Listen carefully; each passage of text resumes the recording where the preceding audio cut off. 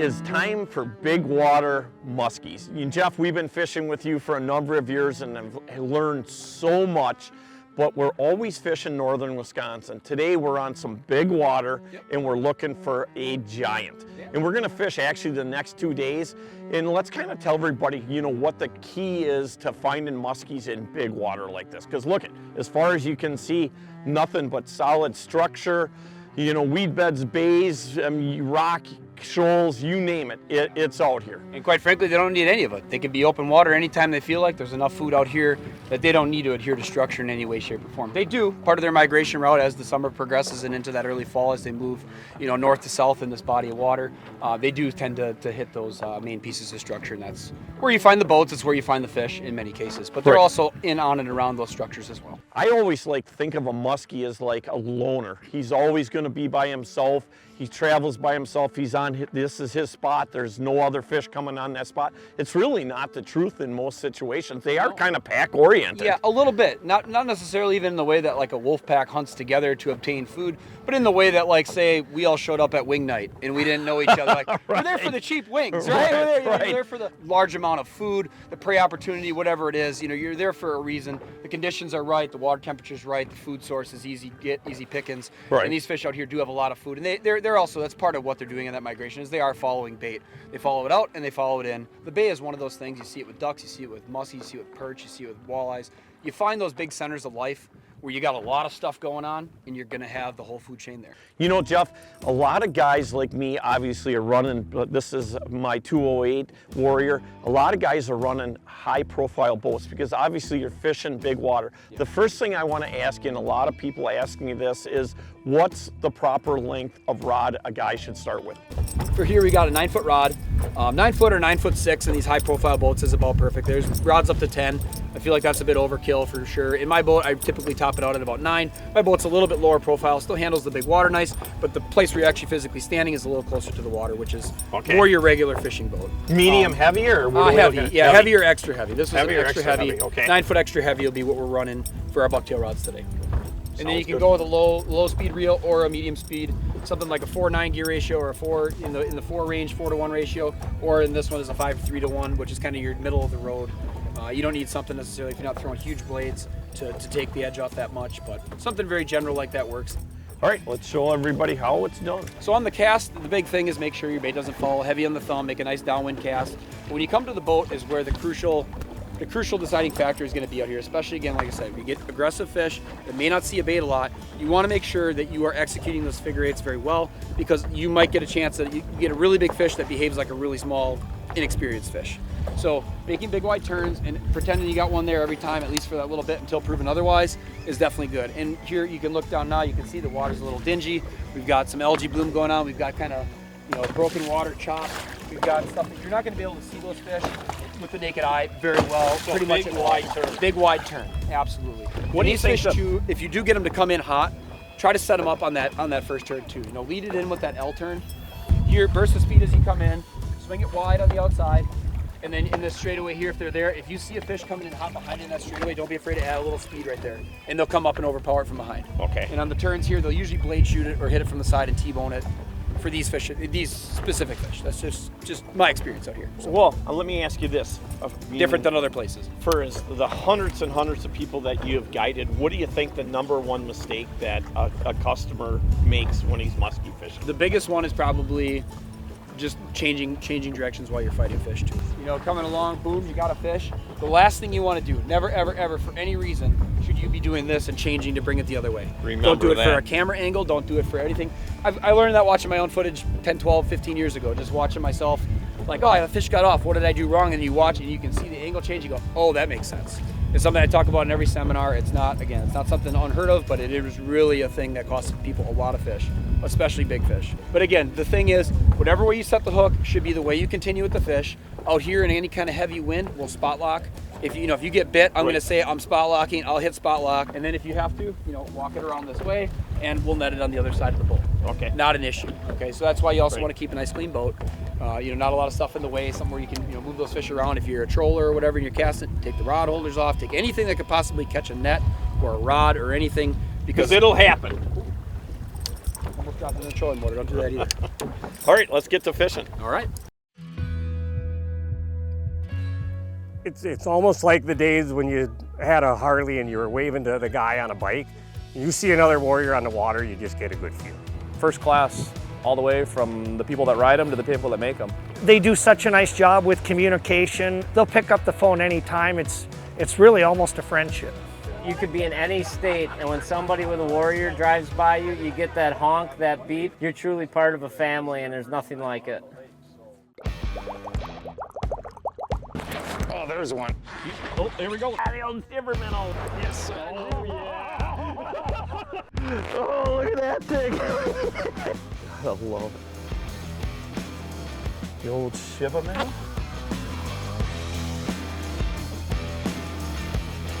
Oh, what do I got now?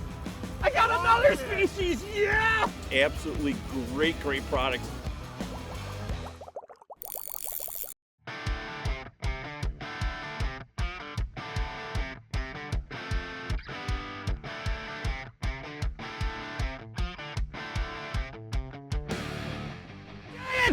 It's a giant! Oh, come on! Oh my God! It was a giant. I seen him. Oh. Yeah, that's the one downside with the console there. If you can't get around like that, you didn't change directions. You did a good job. Dude, my heart is in my throat right now. Did you see that thing? Gator shaking on the top. It was a 50-incher. No doubt. It was a giant. Absolutely a giant. That was a Megatron. And,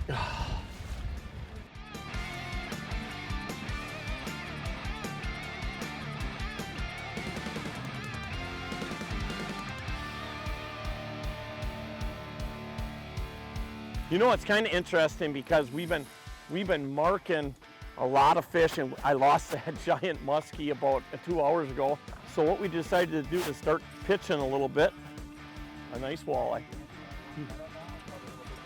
Yeah, I think I can get him. He comes off. But it's very interesting, again, seeing that these walleyes are laying right in where these muskies are. And what were you saying, Jeff, just a couple of minutes ago about, either they're musky food or they're what? Either sharing a food source or they are a food source, so you get those big centers of life that we talked about earlier, and you find the muskies, the perch, the walleyes. A lot of times you find those big centers of life in the bay, and you're gonna find everything hanging out. That's a dandy fish, man. I got another hammered shiver spoon if you want to use it. And that's kind of an interesting thing. Sometimes the shiver minnow is on fire, and then other times it's definitely the spoon. And right now they want that spoon like no tomorrow. I'm loving this. Yeah.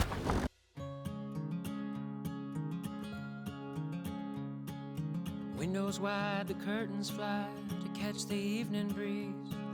Without you here to keep me warm, believe I'd rather freeze. Believe I'd rather It's gonna be a good day. And how long can we walk that line between the sea and sand? How long can we bide our time for dreams we never? We pounded her last night till about almost 11 o'clock. Saw a guy get a 55. Hopefully today's our turn. When the sky said the winter time is coming on. So we're gonna throw some swim baits as well. The paddle tail baits they've been awesome inland as well, but out of the big water here, they like, Poseidons, your swimming dogs, anything with a paddle tail. Something nice to break up the retrieve, especially if you've got 2 or 3 guys casting. Okay. You do have to watch out with these. They do come in pretty hot, and when they do eat them, they tend to eat them all the way. Think ahead, chestnut checkers, right? Speed out to the side, bring it in, kind of hang it on that side, give it a couple of pops, speed up in it straight away, a couple pops and hang and flutter on that side. And a lot of times what you're hoping for, like I said, out here these fish, a lot of times it's a first turn deal. Coming in like that, bring it around, you kind of hang it high. And they're on it. Yeah, and right here, and they'll come up and they'll T-bone it from the side, or they'll come up from behind and envelop the whole bait. These ones you got to be a little, I won't say careful for, because they eat it how they eat it, but like I said, it's usually an all or nothing game with this. They don't really nip it when they eat a swim bait, and that's not just true of here, but just swim baits in general. Typically they take it down deep, so you want to make sure you got a good hook cutters and stuff with you. Anytime you're throwing a swim bait for sure, but that's just how they tend to bite these baits versus a bucktail or something where they'll nip. Here when they eat it, they vacuum the whole deal. Feels like a nice walleye, Larry. My second cast. Not bad. Relatively new to the spoon technique. We took a few minutes to do it yesterday. You got 3 nice ones and 3 casts. Yep. And then we, yeah, kind of going along here, seeing some nice pods of what look like walleyes down there. So, yeah. Well, yeah, perfect heater. Well, yeah, you know, it's a nice fish, man. It's a fun deal. You kind of see some fish running around there, and they come along and whack it like that. That's a pretty nice little mix-up, you know. Especially here, we did just lose a nice muskie not that long ago here, about half hour, 45 minutes ago. But it was an off-period fish, hungry fish, came up, and I had a good piece of him there. Had him on for a little bit. He just tried to run me around the boat, and I couldn't keep him pinned. But nice little eater, great fish. 5 minutes is worth the sacrifice. You know, that's a heck of a nice walleye.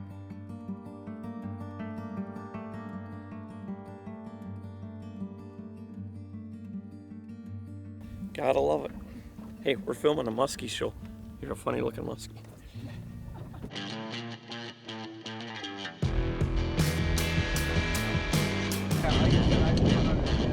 Fish! Fish! Fish!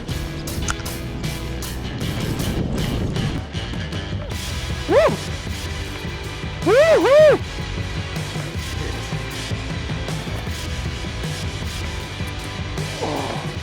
Whoa!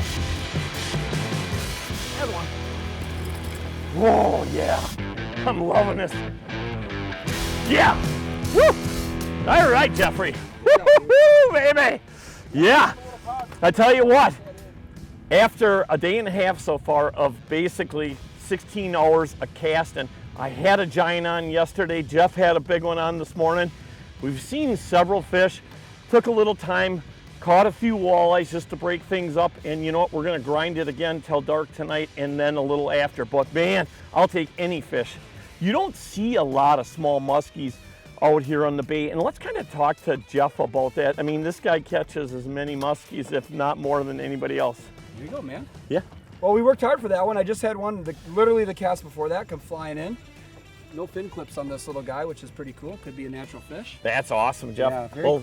You know, very important. Let's get this fish back in the water. Absolutely. That's something, you guys, no matter what, that's the most important thing, just letting them go. Everybody eats their own. Just use your head. Yeah, use common sense. I mean, like that. Take it out, quick pictures if you're going to take them. You can always pull from video stills as well. If I'm ever fishing solo, what I'll do, I'll take it right from my GoPro.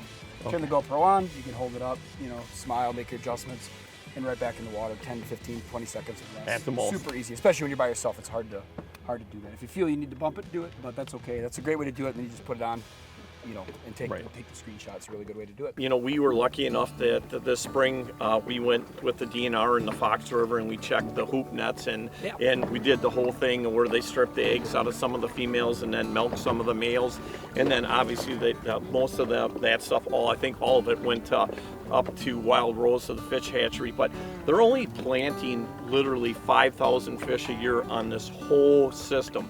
And you're talking thousands and thousands of acres. You know, it's pretty rare, at least for me. I'm not out here every day like you guys are muskie fishing to catch a small muskie like that. Yeah, we've been seeing more of it, you know, the last 8-9 years or so, maybe 10 now. We're coming up on that. There was like stocking gap out here because of VHS. They restarted it, but yeah, as I understand, it's about 5,000 a year stock in Wisconsin's waters. And they do spread that out between all the way up to Door County, all the way down to the Lower Bay, and all the way up to Marinette over there. And those are the Wisconsin stock fish. Yep. Like I said, plus or minus on that. But yeah, the Green Bay Titletown Muskies Inc. has been instrumental in helping make sure all that happens. So a lot of good folks there. Everyone come together. That. Yeah, a lot of these guys as well. You saw when they were doing the nets. Right. So a big thank you to those guys that have really put a lot of volunteers. A lot of blood and sweat equity went into making that happen. So those guys really deserve a big pat on the back. I would agree 100%. But yeah, so you get those smaller fish, and that one, it didn't have any fin clips, so it could be a natural fish. I mean, they do clip a good chunk of them. I don't know if any slip through. As I understand it, most of them are clipped, but you never know when you're stocking fish like that. It could be. There is a possibility it's a natural fish, so very cool. Well, good deal. Well, let's get back at it and see if we can get another one. All right.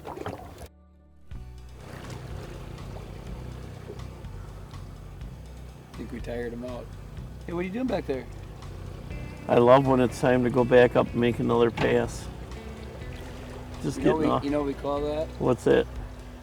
I'm not sure. Green Bay boat nap? I'm not sure. We got to come up with a good term for that, though. Hey everybody, this week's tip of the week brought to you by our good friends up at Mike's Country Meats, the finest jerky on the planet. Hey, anytime we're fishing with JVR, he's always got great tips. You know, anytime you're fishing in any kind of wind or chop, especially on big water, it's a really good idea to handle your fish and do all your work in the back of the boat. It's a lot easier on the fish when you're handling on the back. Spot lock so that your boat is positioned into the waves. The bouncier part of the boat is going to be up front handling those waves, and in the back it gives you a lot more room. You know, a lot of the guys out in the bay that guide out here, they practice out on a regular basis, and it's really a good handling tip for especially somebody that's a little bit novice, and especially if you got a really big fish where you might require a little bit more work to get that undone.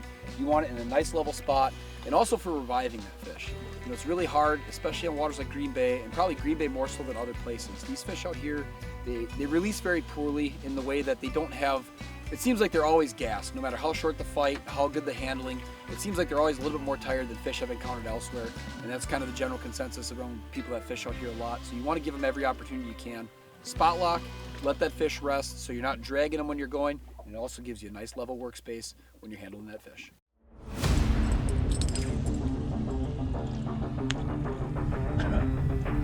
Fish! Big fish! Coming. Big fish!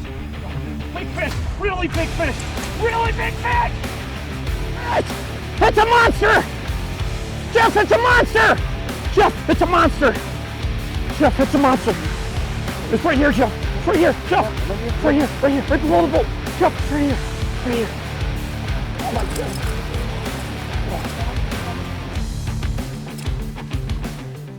Oh my God! Oh. Oh my God. 2 days. 2 days of literally. You are the frickin' dude. You are the best, man. We lost some big fish. This man. guy is unbelievable. I'm not just saying that, but this guy is unbelievable. I'm telling you, we ground it for 2 days. We have missed some giant fish. Unbelievable the things that have happened. Oh my God. All right, let's go to the back here. So look on her. Woo-hoo! Oh, wow. You can see like a lot of times when they come up and pound it, that thing came up and went for the blade shot, T-bone out there. That thing was not playing around. What a great fish. All right, let's get her unhooked. Yep. Oh, dude, that's a giant. Oh, it's a giant. Oh. There it is. Okay. All right, let's get her measured. Okay.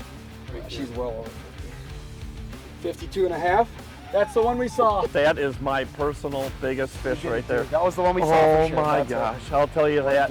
What an incredible, man. It's well worth it. Oh, the grind. Dude, we lost that some is, big fish. That is. We missed some chances.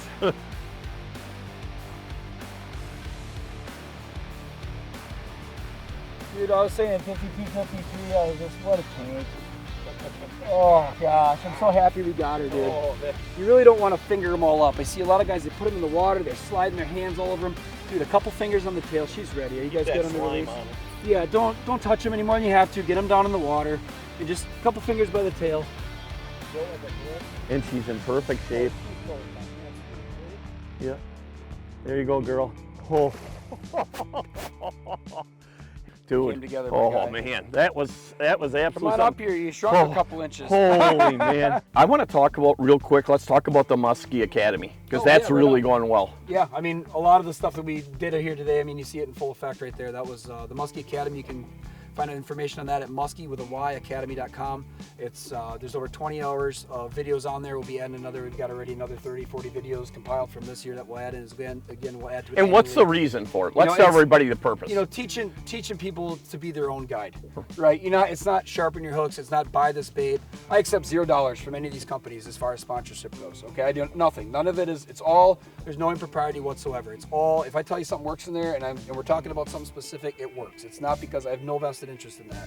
That's but cool. It helps somebody become their own guide, honestly. Right. Talking about a lot of the little nuanced stuff, like what we just did there, you know, and a million other things. There's way too much to cover just a couple seconds. Right. It's been a great program. You can sign up at Musky Academy with a Y, muskywithayacademy.com, and you can always message me with any details or any questions on it. Yeah, awesome. Let's tell everybody how they can get a hold of you for doing some guiding. Yeah, you can reach me at 920-639-6286. I do run a handful of Green Bay trips. Not a ton, but I do run a handful of Green Bay trips every year, and then of course northern Wisconsin. I guide waterfowl and steelhead as well. You can find me WDH Guide Service is the name of my service, but you can find me on the social media pages as well. Jeff Van Remortel or Jeff Van Remortel WDH Guide Service. Hey, if you want to learn a lot, this guy definitely knows it for sure. Hey everybody, like we do each and every week, we always want to thank all of our military men and women for the great service they have given this country and continue to give this country. We know why we live in the greatest land in the world. It's because of them. Hey, no doubt you also want to thank all of our firefighters and paramedics, and also, no doubt, all of our law enforcement agents for the great service that they give us. Hey, what a great day it is to be alive. You guys, make sure you guys check out all of our social media. We really appreciate everything you do for us. The best part is we're going to see you guys and gals again next week, and thanks for joining us. There you go.